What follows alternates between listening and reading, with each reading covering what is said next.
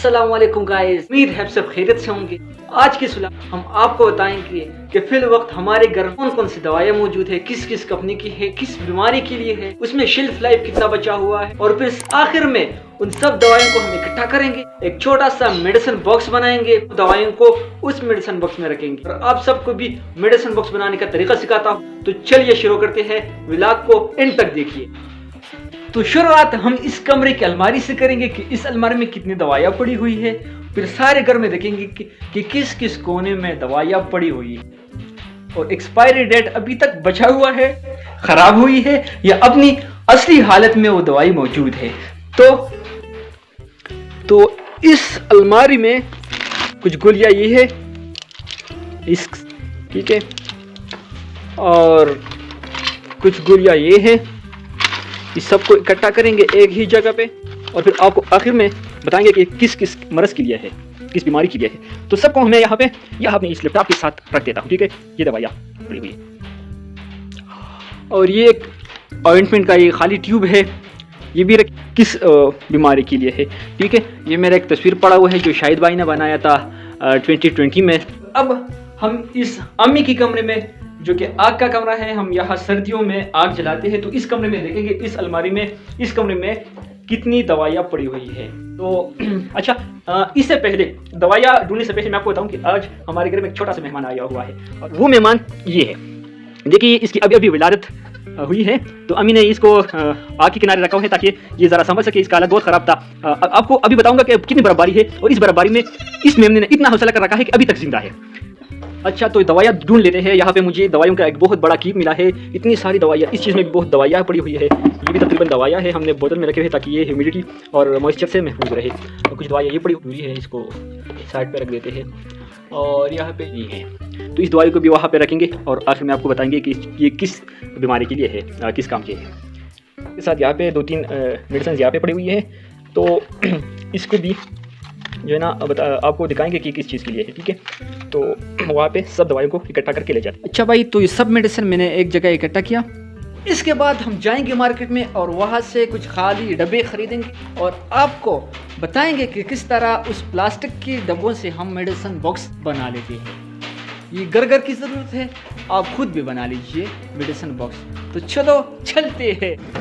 अच्छा, और इतनी ज़्यादा बर्फ़ में मैं मार्केट जा रहा हूँ और वो भी स्लीपर पहन के, और इसमें जाने का एक अलग मज़ा है।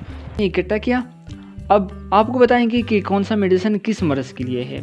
तो सबसे पहले ऐसा करते हैं कि फर्स्ट एड की चीज़ें हैं, ये मेडिसिन है, इसको एक जगह रख देते हैं। तो ये बैंडेजेस है, इसके लिए मेडिसिन बॉक्स बनाऊँगा।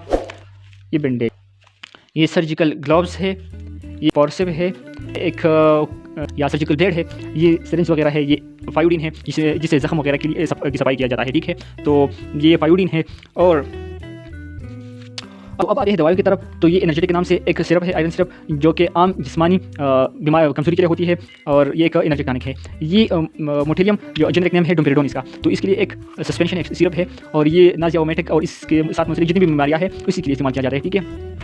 मेरे की भूख आने लगना वगैरह वगैरह, जो मेरे की जितनी बीमारी है इसके लिए इस्तेमाल किया जाता है, ठीक है।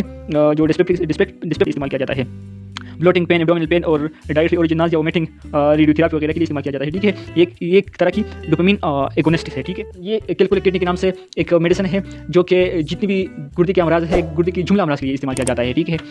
और ये एक मगजीना के नाम से एक शरबत है जो कि असाबी कमजोरी के लिए, दिमाग की कमजोरी के लिए, और इसी तरह जो भूलने की बीमारी है, नसियान, या इसको इंसोमिनिया कहा जाता है, बेख्वाबी वगैरह के लिए, इस सब के लिए इस्तेमाल किया जाता है। और ये है मेट्रोकेफ के नाम से, जो जिसका जेनेरिक नेम है मेट्रोनिडाजोल, तो ये शदीद डायरिया की अलामत में इस्तेमाल किया जाता है। इसके अलावा ये जिंक नाम का एक सिरप है जो कि शदीद किस्म की लूज़ मोशन में इस्तेमाल किया जाता है और जो ज़िद्दी और शदीद डायरिया होता है उसमें इस्तेमाल किया जाता है ताकि जो वीकनेस आया हो, जो कमजोरी आया हो डायरिया की वजह से, उसको कंपेंसेट कर सके।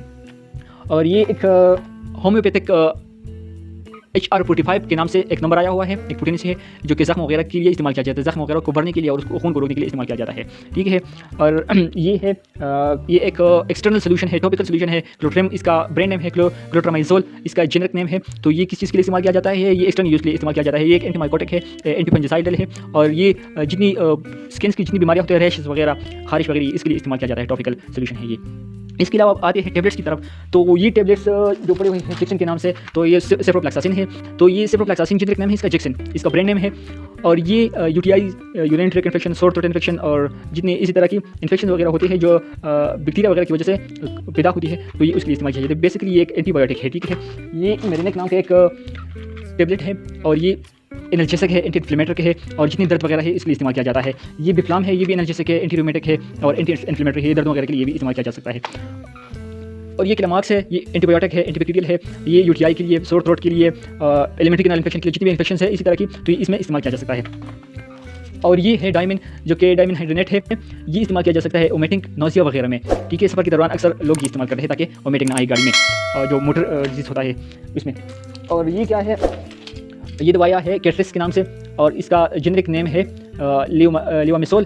तो ये एक एंटीहिस्टामिनिक है, ये पेट की कीड़ों वगैरह के खिलाफ इस्तेमाल किया जा सकता है, ठीक है। और ये मेडिसन है फ्लूसोन, तो ये कफ वगैरह में इस्तेमाल किया जा सकता है, जुकाम और जितनी भी इसके साथ रिलेटेड बीमारियाँ इसी में इस्तेमाल किया जा सकता है। अब आते हैं इन दवाइयों मेडिसिन की तरफ। तो ये कफकाल, ये भी कफ फ्लू वगैरह में इस्तेमाल किया जा सकता है, ठीक है, फीवर वगैरह में इस्तेमाल किया जा सकता है। और ये फ्लाइजेल है मेट्रोनिडाजोल, तो ये तो इजहार वगैरह के लिए, लूज मोशन वगैरह के लिए इस्तेमाल किया जा सकता है, पेट की खराबी के लिए इस्तेमाल किया जा सकता है, ठीक है। इसके अलावा ये मिफ्ता, ये एक हर्बल टेबलेट है, एक हर्बल कंपनी ने बनाया हुआ है, तो ये भी एक रिक्सेटिव के तौर पर काम करते हैं ये। और ये कब्ज़ वगैरह में इस्तेमाल किया जा सकता है, पेट से फासिद मवाद के अखराज के लिए इस्तेमाल किया जा सकता है, ठीक है। और ये एक से पहले प्रोपेन, तो ये जख्म वगैरह के लिए इस्तेमाल किया जा सकता है, प्रोपेन का अल्टरनेट है ये, ठीक है, इसमें इस्तेमाल किया जा सकता है। और ये दवाई जो कि सिट्रीडो के नाम से है, तो ये इसका जेनेरिक नेम सिट्राजिन है और ये एलर्जी वगैरह की अलामत में इस्तेमाल किया जा सकता है, ठीक है। और ये क्या है, ये तो कैल्सी है। और ये फुलिफेक्स का ऑइंटमेंट है, जो आंखों की सोजिश वगैरह के लिए इस्तेमाल किया जा सकता है, आंखों पे पर्दे जो पड़ते हैं तो इसके लिए इस्तेमाल किया जा सकता है, ठीक है।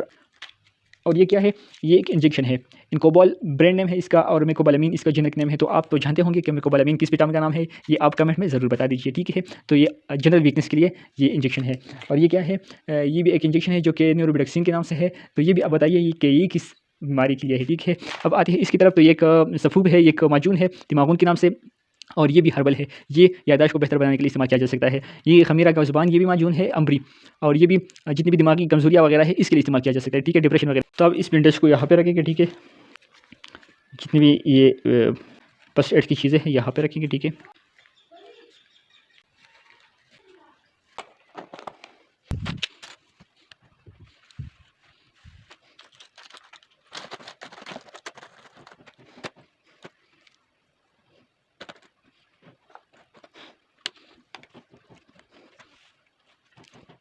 मेरी इस वीडियो का मकसद सिर्फ और सिर्फ ये था कि आपको ये बता सकूं कि घर में कौन कौन सी दवाइयाँ रखना चाहिए और इसका हिफाजत कैसे किया जाए। उम्मीद है आप सबको मेरी वीडियो पसंद आ चुकी होगी। अगर कोई गलती हो गई हो तो माफ़ करना और चैनल को लाजमी सब्सक्राइब करो। शुक्रिया।